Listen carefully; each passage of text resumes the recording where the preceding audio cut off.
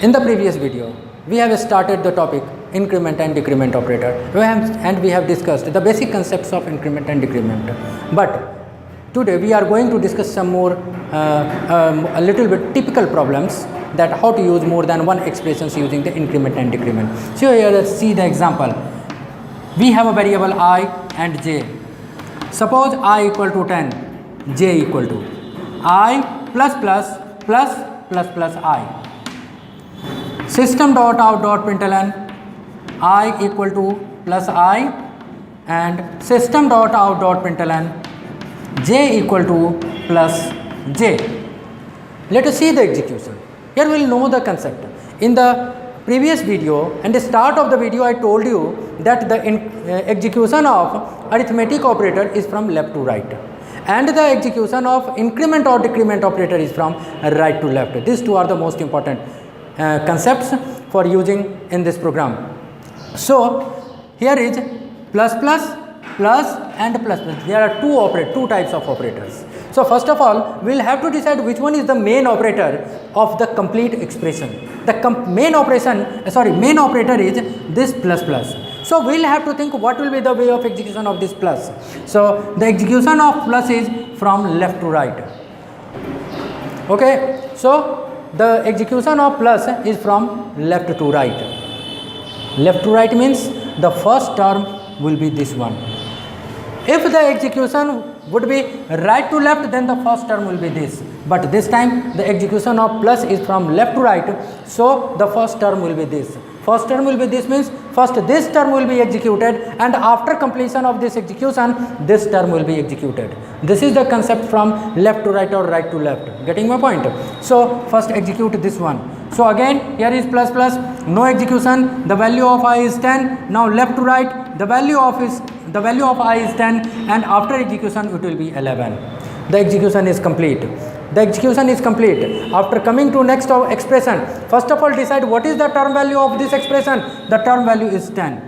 Okay, one part has been finished. Now come to the second part. Again the execution will be from right to left. The value of, what is the value of I? In the previous video I told you that after execution of this expression, whatever is the final value, this value 11, that will be used either in the next expression or in the next syntax. So obviously the final value of I is here 11, so this value will be used here. So the value of I is 11, and after increment it will be 12. So here decide the term value, and the term value is 12. So here you are getting two term values. Here is 10 and here is 12. It means, what does it mean? The value of this expression, term value means the value of this expression for the calculation of plus is 10, and the value of this expression for this plus is 12. So the value of j will be calculated as first term value 10 and the second value 12. 10 plus 12 means 22. This is the value of j. Now here comes the question, what is the value of I? Obviously the final value of I is here 12, so the value of I will be 12. So the output that you will get is I equal to 12 and j equal to 22. In this way we can do the calculations. Getting my point? Now let us discuss one more operator. Next operator. This was increment decrement operator. The next operator is assignment operator. Assignment operator.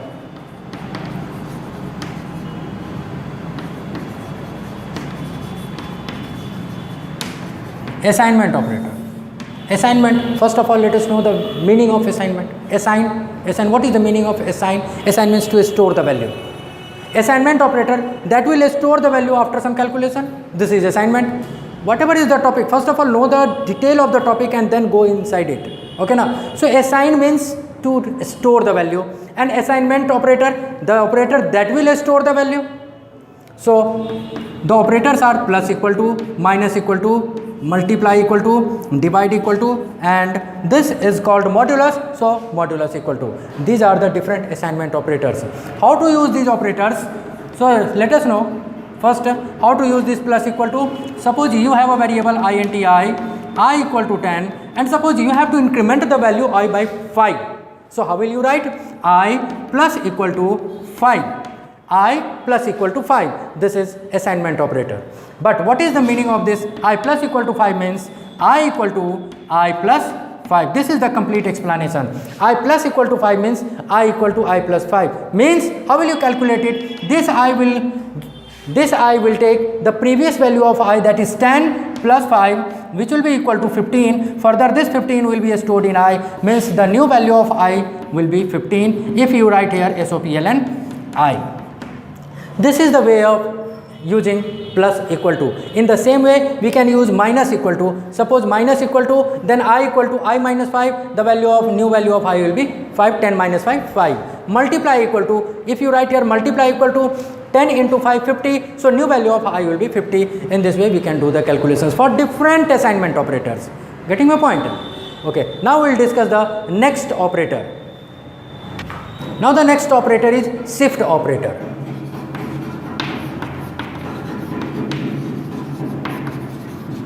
Shift operator. Actually shift operator is associated with the memory allocation.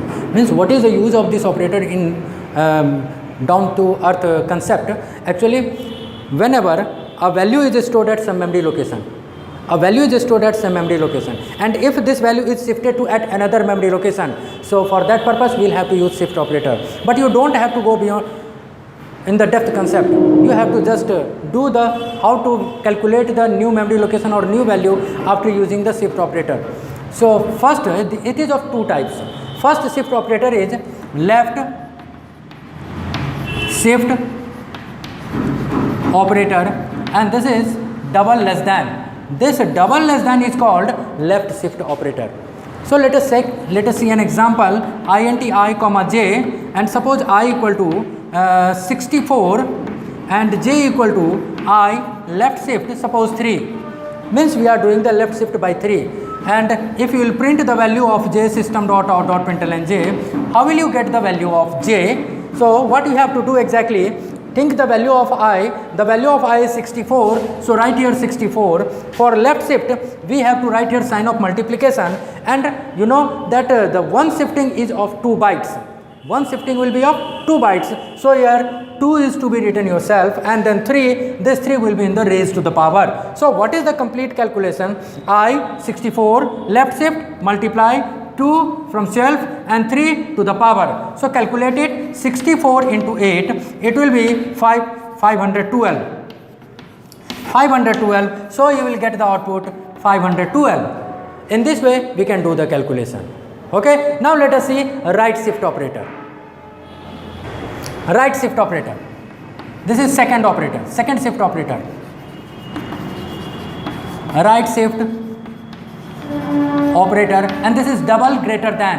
Right shift operator, double greater than. Let us see with an example, int I comma j, I equal to suppose 64, j equal to, I am taking the same example, just changing the operator, j equal to I right shift 3 system dot out dot println j.